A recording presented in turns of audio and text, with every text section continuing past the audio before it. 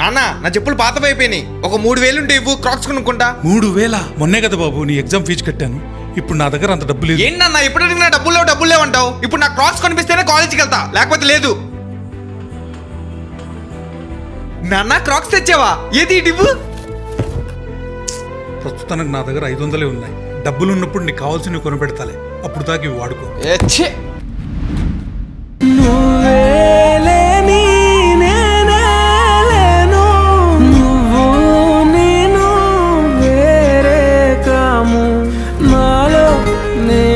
అదేంటి నాన్న నీ చెప్పులు నాకు తొడుగుతున్నావు? నన్ను పూల మీద నడిపించడం కోసం నువ్వు ముళ్ళ మీద నడుస్తున్నావా నాన్న?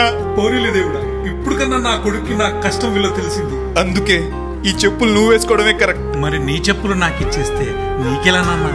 పర్లేదులే నాన్న, నాకు 3000 పెట్టి క్రాక్స్ కొని పెట్టేయి, అప్పుడే కాలేజ్కి వెళ్తా. నువ్వు మారవరా?